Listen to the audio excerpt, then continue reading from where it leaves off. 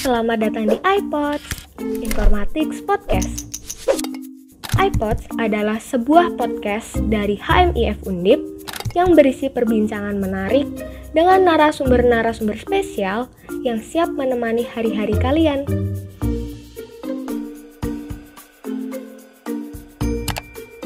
iPods. Assalamualaikum warahmatullahi wabarakatuh. Selamat pagi, siang, sore, dan malam buat pendengar iPods yang ada di rumah nih. Selamat datang. Kali ini saya Muhammad Nur Baihaqi atau Baihaqi ditemenin sama teman saya nih. Halo Hanan. Halo Haki, oke kenalin nama aku Hanan Nur Hadiana Zain, bisa dipanggil Hanan. Di sini aku nemenin Haki nih buat ngewawancarain tamu spesial kita nih. Siapa nih Haki? Aduh, ada siapa nih? Kayaknya teman-teman udah pada kenal. Nah, kita nih ditemenin sama Kak Adinda Destifani Zeniar. Halo Adinda, bisa dipanggil Dinda nih. Benar nggak? Halo, Baihaqi, Hanan. Halo Dinda. Gimana kabarnya nih Dinda? Alhamdulillah baik, sehat, walaupun sedikit hektik ya. Iya nih, ini emang minggu-minggu hektik kuliah nggak sih? Kalau dari teman-teman sendiri nih, minggu hektik banget kuliahnya. Iya nih Haki, bener Iya. banget. Kalau Dinda sendiri, sekarang kesibukannya apa nih Dinda? Kayaknya sibuk banget nggak sih kalau jadi seorang Adinda? Astaga. Untuk kesibukan sendiri sebenarnya lebih sibuk di kuliahnya ya, karena memang jadwal semester ini padat, tapi selain itu aku juga ngajar di dasar pemrograman sebagai asprak. Terus aku juga masih pegang beberapa kepanitiaan di Badan Eksekutif Mahasiswa Universitas gitu. Wih, keren, sibuk banget nih orangnya. Iya nggak? Mantap nih. Oke, dari yang teman-teman udah denger nih ya, kita baru dapat kabar nih kalau Dinda tuh salah satu peserta Girls Take Over yang terpilih untuk men-take over posisi Direktur Umum Bank Mandiri, iya nggak? Bener nggak? Direktur utama, Kak. Oh Iya, ya, benar, Direktur Mandiri. Utama. Keren banget. Keren banget nih, gila. Oh iya, eh di sini kita perkenalan sedikit kali ya. Kalau Dinda tuh sekarang lagi di mana, terus apa namanya, lagi sibuknya apa aja tadi udah, terus mungkin bisa diceritain sedikit tentang Dinda gitu. Mungkin aku bakal cerita tentang Girls Take Over aja ya, Oh boleh, Kak boleh, boleh. Baihaqi. Oke. Jadi Girls Take Over Sehari Jadi Pemimpin ini adalah kampanye global yang dilakukan setiap tahun oleh Plan Internasional di 75 negara untuk memperingati Hari Anak Perempuan Internasional yang jatuh pada 11 Oktober, Kak. Nah, kalau tahun ini di Indonesia sendiri, Plan Internasional Indonesia bekerja sama dengan Kementerian BUMN dan juga Serikandi BUMN mengangkat tema kesetaraan gender dan kepemimpinan perempuan di dunia kerja gitu, Kak Haki. Jadi nggak cuma di Indonesia aja, tapi Girls Take Over ini dilaksanakan serentak di seluruh dunia. Dari tahun 2016, Plan Internasional ini sudah memfasilitasi lebih dari 650 anak di seluruh dunia untuk mengambil alih sekitar 5.228 posisi strategis, Kak. Keren banget nggak tuh? Wah, keren banget. Speechless nggak sih Haki? Iya, keren banget tuh. Untuk eventnya sendiri tuh diselenggarain dari kapan sampai kapan sih? Oke. Untuk tahun ini sebenarnya sebelum Girls Take Over itu ada acara namanya Girls Leadership Class, itu berlangsung selama 4 hari di bulan September dari tanggal 11 sampai 14, tapi setelah terpilih dari 35 anak untuk mengikuti kelas selama 4 hari, terpilih 10 orang untuk wawancara, kemudian 6 orang take over itu dilaksanakan pada 30 September untuk take over-nya, Kak. Tapi sebelum 30 September itu kita ada acara dari tanggal 26, pendampingan dari Plan Indonesia, sehingga kita bisa mendapatkan ilmu untuk menjadi pemimpin gitu, Kak. Oke, keren banget nih Dinda. Oh iya Dinda, kalau kepilih gitu kan sebelumnya ada proses ini ya, kayak seleksi dan lain sebagainya gitu ya. Nah itu kalau Dinda gimana? Oke, jadi tahun ini tuh unik karena untuk pertama kalinya Girls Takeover diadakan untuk usia 18 sampai 24 tahun. Jadi ketika sebelumnya ini dilaksanakan untuk pelajar SMA, tapi kali ini untuk mahasiswa dan juga mereka yang telah terjun di dunia kerja. Dan tahun ini adalah pendaftar terbanyak dari 7.023 pendaftar itu diseleksi dari data diri, kemudian tes online, itu terpilih menjadi 35 kaum muda perempuan untuk mengikuti kelas selama 4 hari. Nah, selama kelas 4 hari itu kita belajar langsung dari para pemimpin di BUMN, Plan Indonesia, dan juga para ahli di bidang komunikasi publik. Kemudian kita ditantang untuk membuat video untuk mempromosikan kesetaraan gender dan juga kepemimpinan perempuan. Dari video itu terpilihlah 10 besar untuk interview dengan para petinggi BUMN dan juga Plan Indonesia, lalu jika di BUMN, sehingga terpilih 6 besar untuk Girls Takeover. Jadi prosesnya sendiri bisa dibilang hampir 1 bulan untuk mencapai Girls Takeover, Kak. Wah, Oke, waduh, keren 1 ya. bulan. Iya nih. Eh, Nah, itu kan Girls Takeover itu kan mengangkat isu tentang kesetaraan gender gitu ya, benar nggak tadi? Iya, Nah, betul. jadi kenapa sih Kak Adinda ini tertarik sekali dengan isu itu? Ternyata terutama melalui Girls Takeover ini, kenapa gitu? Oke. Jadi sebenarnya ini tidak jauh berbeda dari background aku sendiri sebagai mahasiswa perempuan di bidang teknologi. Jadi aku merasa kepemimpinan perempuan di bidang ini tuh penting. Karena ketika perempuan memimpin di bidang yang minim partisipasi perempuan itu justru akan menguatkan sesama perempuan.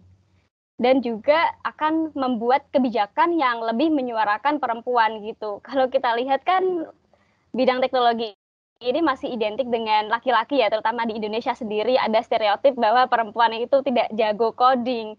Apalagi untuk masuk ke level pemimpin itu sangat sulit gitu. Jadi menurutku ini pantas untuk aku perjuangkan gitu. Kalau perempuan itu juga bisa memimpin di bidang teknologi. Gitu, Kak. Wah, Waduh, emang mantap sih. iya bener. Alasannya keren banget ya.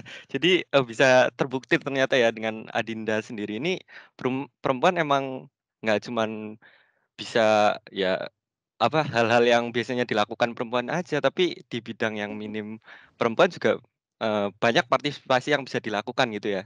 Contohnya dengan Adinda ini sendiri gitu.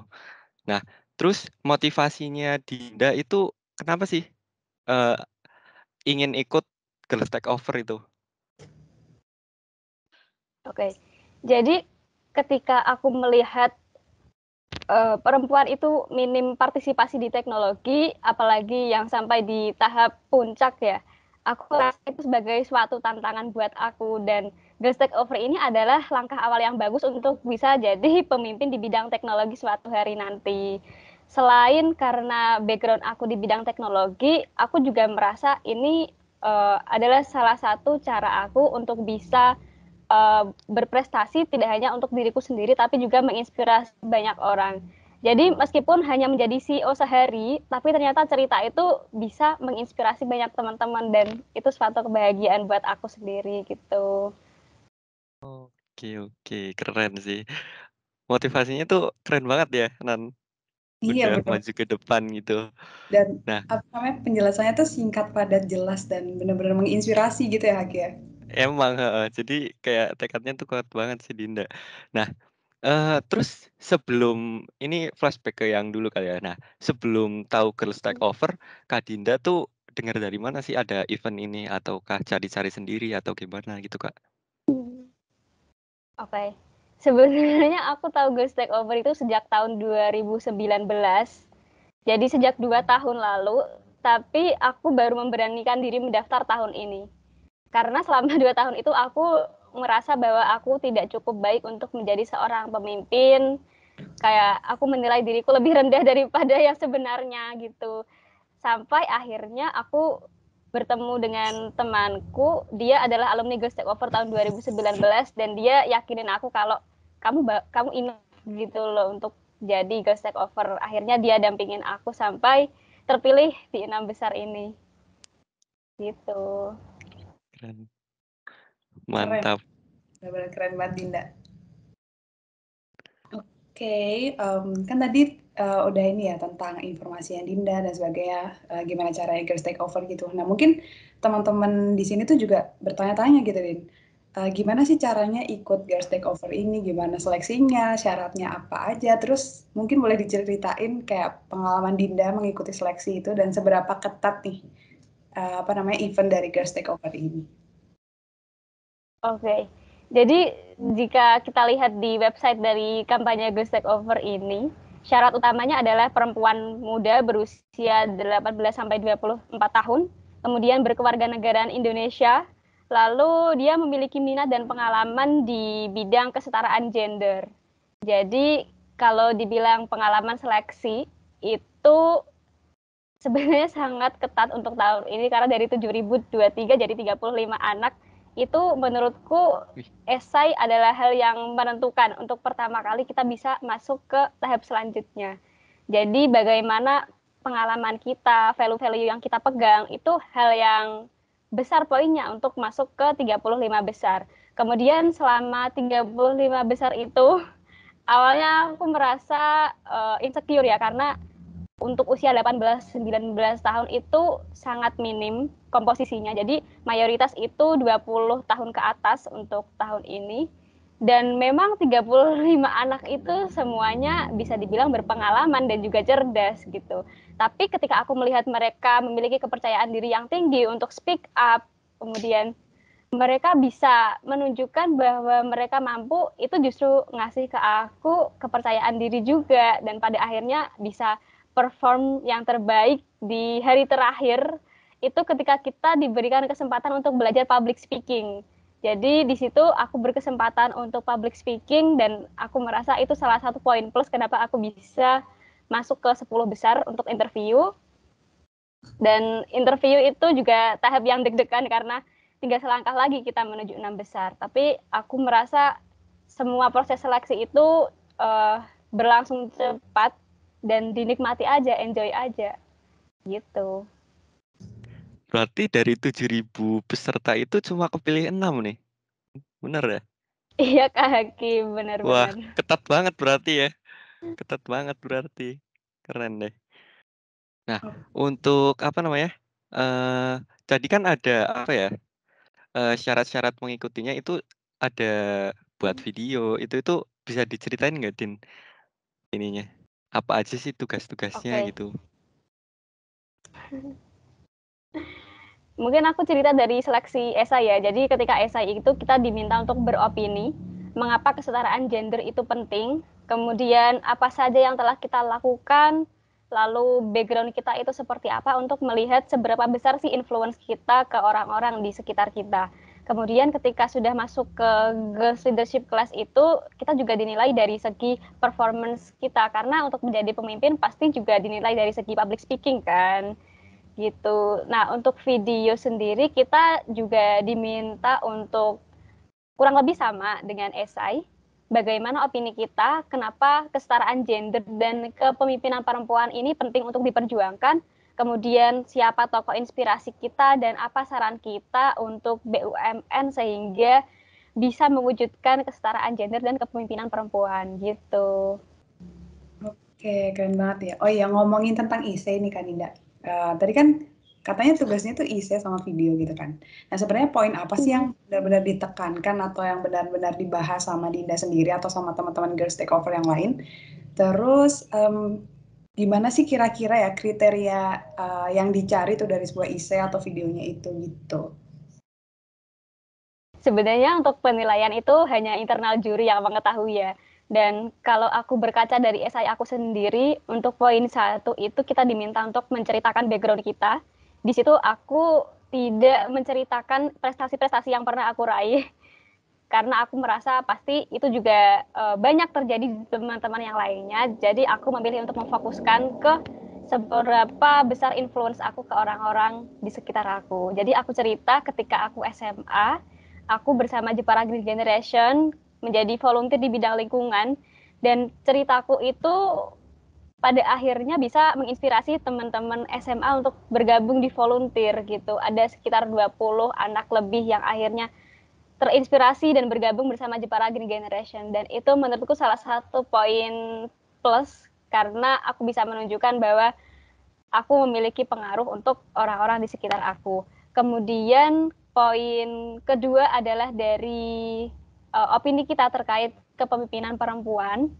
Itu kita harus melampirkan sebuah riset-riset dan data menurutku. Karena ketika berbicara tentang opini, kita tidak hanya bilang pendapat kita, tapi juga bagaimana riset yang ada, kenyataan di dunia aktualnya itu seperti apa. Kemudian terakhir adalah apa saja yang telah kita lakukan untuk mendukung kesetaraan gender. Seperti yang aku bilang, kalau backgroundku dari IT, dan aku di sini juga sebagai asisten praktikum, dan sebenarnya alasanku untuk jadi asisten praktikum itu bukan karena aku ingin nyari pengalaman atau untuk mendapatkan gaji atau bisa dikenal dosen, enggak, tapi karena ketika aku masuk di IT itu asisten praktikum terutama di pemrograman identik dengan laki-laki. Jadi aku pengen merubah stigma itu supaya perempuan itu bisa coding gitu loh. Oke, keren banget ya. Jadi main poinnya tuh ada inspirasi, data, sama tadi dari pengalaman-pengalaman. Gimana nih kalau tanggapan Haki nih? Iya sih, kalau dari aku emang Girls Takeover ini ya, itu emang kayak apa ya?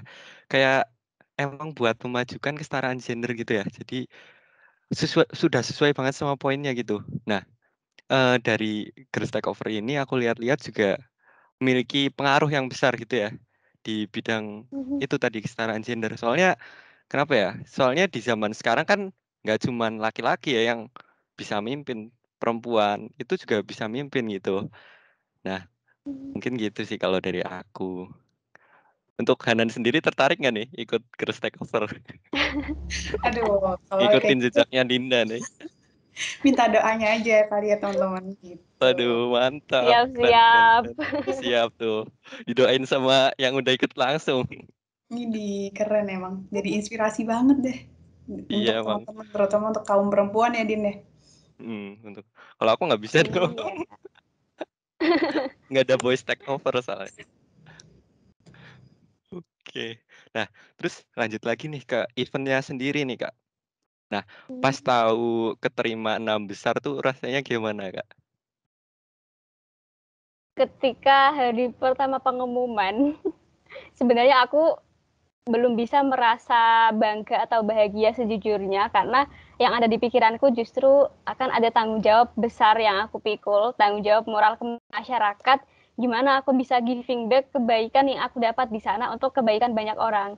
Jadi aku merasa itu benar-benar tanggung jawab yang besar buat aku.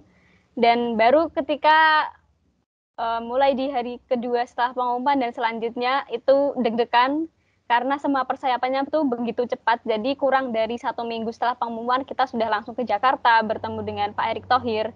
Jadi sebenarnya deg-degan dan ada sedikit perasaan takut bagaimana jika aku tidak bisa memberikan yang terbaik gitu. Tapi pada akhirnya setelah ketemu sama teman-teman 6 besar, ternyata kita di sana bisa sama-sama saling menguatkan gitu dan akhirnya kita bisa punya power, punya kepercayaan diri dan ngerasa bangga dengan diri kita sendiri gitu. Oke. Jadi seminggu doang itu persiapan ya untuk persiapan ke sana gitu. Jakartanya sendiri. Kurang dari seminggu sebenarnya. Jadi setelah pengumuman itu kita sibuk untuk mempersiapkan hal-hal yang perlu kita bawa termasuk tes PCR karena masih pandemi ya. Jadi semua prosesnya itu berjalan sangat cepat untuk sampai ke Girls Takeover. Wah, keren banget. Gercep banget ya. Kurang dari seminggu ya, gercep banget. Oh ya Dinda, kan ini nih dari teman-teman yang terpilih 6 itu kan ke Jakarta nih. Nah terus aku juga sempat nih di lihat di sosial medianya itu kayak kalian tuh ada mimpin rapat gitu. Nah itu boleh mungkin diceritain deg-degan gak sih mimpin rapat di Bank Mandiri atau bertemu dengan orang-orang penting nih di BUMN gitu Dinda. Mungkin boleh diceritain ya. Oke, kalau mimpin rapat sebenarnya tentu ada rasa deg-degan karena kita deg-degan itu tanda kalau kita excited gitu loh. Jadi pasti ada, tapi rasa takut gugup itu udah nggak ada lagi karena sebelumnya kita udah di-mentoring langsung sama Pak Menteri Erick Thohir. Jadi ketika hari H kita memimpin rapat, rasanya justru percaya diri dan ngerasa ini adalah panggung aku, ini kesempatan aku untuk menunjukkan kemampuan yang aku punya. Jadi aku justru merasa bener-bener energi aku full banget di hari itu ketika harus mimpin rapat. Pas ketemu temen-temen, kan itu kan dari itu, ada banyak temen tuh, ada 6 orang itu. Nah itu udah kenal atau gimana tuh Din? Pas pertama kali ketemu di sana? Oke, jadi kita baru pertama kali ketemu itu ketika di Jakarta itu. Jadi kita sama sekali tidak mengenal satu sama lain, tetapi sebelumnya ada beberapa orang yang memang sudah kenal sejak Girls Leadership Class. Jadi kebetulan memang beberapa orang sudah kenal gitu Pak dari acara selama 4 hari itu. Tapi kita benar-benar baru berinteraksi di Jakarta itu dan ternyata kita bisa benar-benar merangkul satu sama lain gitu. Dari berbagai daerah itu ya berarti Din? Untuk tahun ini sendiri ada dari Kupang 1, kemudian dari Sulawesi 1, dan lainnya masih dari Jawa sendiri, Kak. Seperti itu. Oke. Oh iya, aku mau tanya nih. Tadi ketemu Pak Erick Thohir ya? Berarti. Wah, keren banget nih. Kira-kira dikasih pesan apa aja nih dari Pak Erick Thohir? Oke. Ada satu pesan yang selalu beliau katakan berulang kali ke kita, bahwa kita itu diberi anugerah Tuhan berupa akal. Tapi ada satu yang nggak diberi sama Tuhan, yaitu umur. Makanya beliau itu mendukung kesetaraan gender dengan membuat kebijakan-kebijakan yang menyuarakan kepemimpinan perempuan, salah satunya karena beliau itu sudah ingin meninggalkan legacy. Jadi ketika kita berbicara orang yang sukses itu kita nggak bisa lihat dari segi achievement-nya aja, tapi juga dari legacy yang dia buat gitu. Dan aku melihat Pak Erick itu sudah ada di tahap untuk meninggalkan legacy yang baik itu. Kemudian ada satu sesi yang benar-benar bikin aku terharu karena kita diberikan kesempatan untuk mentoring one by one dengan Pak Erick Thohir dan kita ditanya apa kekurangan kita. Ketika orang biasa bertanya apa kelebihan kita, tapi kali ini kita ditanya apa kekurangan kita karena manusia pasti punya kekurangannya masing-masing gitu. Dan beliau juga memberikan saran-saran bagaimana kita bisa menghadapi kekurangan kita untuk menjadi pemimpin di masa depan gitu. Menarik banget. Pesannya dalam banget sih. Maksudnya bener, umur emang nggak ada yang tahu ya. Cuman anugerah yang diberikan itu bisa mendukung banget gitu ya. Jadi selagi kita masih ada umur, kita sebaiknya tinggalkan legasi yang baik tadi bener. Tinggalkan legasi yang Iya, baik. Menarik banget nggak sih, Nan? iya benar banget tadi. Dapat banyak banget pengalaman dari orang-orang penting. Iya, dan pengalaman Terus itu beda dari yang lain gitu loh, di saat orang lain, tanya tentang kelebihan, itu kayak kekurangan dan pesan-pesan yang benar-benar dalam maknanya gitu. iya, keren Mhm. banget. Menarik ya, jadi apa ya, ketemu orang-orang penting, dikasih pesan itu sangat, apa ya, sangat puas sekali gitu rasanya, ya nggak sih, Din? Bener-bener rasanya itu hari-hari ke stakeover itu hari terbaik yang pernah terjadi di hidup aku, bisa dibilang gitu. Aku mau tanya lagi nih, kan tentang Kak Dinda yang tadi, ikutin seleksi yang selama hampir 6 bulan ya tadi, terus, seleksinya tuh ketat gitu. Nah, terus gimana sih reaksi orang tua Kak Dinda sendiri nih, ketika Kak Dinda itu lolos di, event Girls Takeover ini dan terpilih nih, menjadi finalis dari 6 dari sekian banyak ribu gitu? Oke, mungkin aku bilang dari awal dulu sebelum pengumuman ya. Sebenarnya orang tua aku, keluarga aku itu sangat mendukung, bahkan untuk selama proses seleksi sendiri dari berkas sampai kelas sampai video itu kakakku benar-benar bantu untuk proses seleksi itu gitu. Jadi sebenarnya mereka sangat suportif. Mama aku sendiri udah minta aku buat daftar Girls Take Over itu dari tahun 2019, tapi baru aku wujudin di tahun ini. Dan ketika lolos itu biasa saja karena memang Mungkin prestasi itu buat mama ya, itu suatu hal yang biasa, memang hal yang seharusnya aku lakukan gitu, suatu hal yang istimewa. Jadi pastinya bersyukur, alhamdulillah, tapi beliau tetap mendukung gitu, bahkan sampai Girls Take Over dilaksanakan pun kadang aku masih minta pendapat mama, ini baiknya kayak gimana gitu. Ya keren banget. Jadi di balik sosok yang hebat, ada juga sosok yang hebat lagi ya Haki ya. Iya, Ya, yang suportif Ya, gitu ya. ya, Heeh, yang so suportif sportif. sekali nih. Lingkungannya emang lingkungan suportif ya kalau bisa dibilang.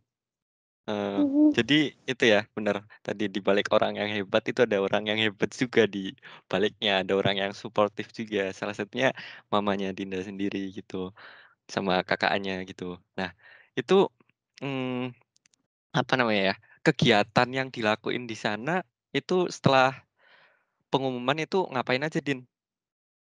Apakah ada oke. jalan-jalannya juga gitu atau langsung kegiatan gitu? Mungkin boleh diceritain nih. Karena pandemi jadi nggak ada jalan-jalan nih Kak tahun ini. Jadi Waduh. hari pertama Girls Take Over itu kita mendapat pendampingan dari Plan Indonesia. Salah satunya gimana kita menghadapi kekhawatiran-kekhawatiran kita, karena masing-masing pasti memiliki rasa takut gitu loh. Karena kita akan men-take over posisi strategis yang sebenarnya kita bisa dibilang belum siap untuk men-take over itu secara pengalaman ya. Karena untuk seorang menteri itu kan butuh proses bertahun-tahun. Sekarang di take over perempuan muda berusia 20-an. Jadi pasti kita memiliki kekhawatiran. Dan salah satu hal yang menarik di hari pertama, kita berenam itu berdiskusi, Kak. Kita berdiskusi masalah apa yang kira-kira timbul di BUMN itu dan kira-kira solusi apa yang bisa kita berikan. Jadi ketika orang-orang di luar sana itu berpikir kita berkompetisi untuk mengambil alih posisi menteri, yang ada justru kita sama-sama belajar, sama-sama diskusi gitu Kak.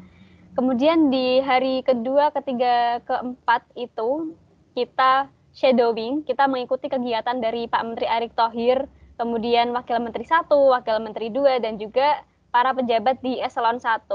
Jadi kita melihat secara langsung bagaimana mereka memimpin. Kemudian kita juga mengikuti Pak Erick kunjungan kerja ke pembangunan Sarinah dan juga Senyum BRI. Dan dari pendampingan selama 3 hari itu aku merasa benar-benar ngasih kepercayaan diri buat aku memimpin di Bank Mandiri. Begitu juga teman-teman yang lain, mereka merasakan bahwa pendampingan itu benar-benar bisa kasih energi positif ke mereka gitu. Nah, untuk, sebelumnya nih aku penasaran nih, kan men-take over, apa namanya, di Rut Bank Mandiri kan. Nah, itu apa aja sih tugasnya sebagai direktur utama gitu? Nah, untuk kan juga mimpin rapat tuh, yang dibicarain di rapat itu apa aja sih? Penasaran aja gitu. Oke, jadi untuk 1 hari itu aku sendiri ada 5 agenda dari jam 9 pagi sampai malam sekitar jam 7. Yang pertama itu memimpin rapat dengan regional CEO. Jadi regional CEO ini CEO di wilayahnya masing-masing tentang update dari women empowerment di wilayah mereka. Dan di situ menarik banget karena meskipun Sri Kandi BUMN di Mandiri ini baru berjalan 1 tahun, tapi mereka benar-benar progresif untuk mendukung kesetaraan gender dan kepemimpinan perempuan gitu. Kemudian yang kedua memimpin rapat dengan Human Capital, kita membahas tantangan yang dihadapi Mandiri terkait bagaimana kita bisa membuat perempuan ini berkarir hingga di level puncak, karena ada penurunan jumlah sebesar 50% ketika ada kenaikan jabatan, dan utamanya itu ketika perempuan sudah menikah, dia akan dihadapkan pilihan antara karir atau keluarga. Lalu yang ketiga ada tour, jadi kita melihat fasilitas kepegawaian di Mandiri, bagaimana fasilitas ruang laktasinya, kemudian daycare-nya, lalu pelayanan nasabah sekarang sudah banyak menggunakan teknologi. Lalu yang keempat, aku sebagai direktur utama bersama dengan Ibu Wadirut, kita memberikan mentoring kepada Sri Kandi Mandiri terkait kepemimpinan perempuan. Dan yang terakhir adalah wrap up session, kita ngobrol dengan direktur utama Mandiri yang aku take over pada hari itu. Gitu, Kak. Berarti ngobrol juga sih nak sama Pak Darmawan Junaidi ya sebagai direktur Ya, utama. Deg-degan nggak tuh ketemu beliau? sebenarnya deg-degan itu ketika pertama kali ketemu beliau. Jadi pagi sebelum rapat itu ada penyerahan jabatan terlebih dahulu. Itu yang bikin deg-degan karena pertama kali ketemu. Tapi setelah ngobrol, ya sudah lumayan mencair keadaannya. Jadi bisa ngobrol dengan imbang gitu. Aku merasa seperti itu. Oke, keren banget nih Kak Dina. Oh iya, tadi kan Kak Dina sempat ngomongin tentang karir dan keluarga ya. Mungkin kita sebagai perempuan nih, banyak banget nih dari kita yang selalu bertanya nih karir dan keluarga gitu. Kalau untuk dari Kak Dinda sendiri sebagai alumni dari Girls Takeover ini, apa sih pandangan Kak Dinda dari karir dan keluarga ini? Oke. Satu hal ya, jangan pernah bertanya bagaimana kamu menyeimbangkan karir atau keluarga kepada perempuan. Karena ketika kamu tanya itu ke perempuan itu sama saja kamu berpikir bahwa keluarga itu tanggung jawab perempuan saja, mengurus rumah tangga tanggung jawab perempuan saja. Padahal itu kan tanggung jawab bersama ya untuk keluarga antara laki-laki dan perempuan.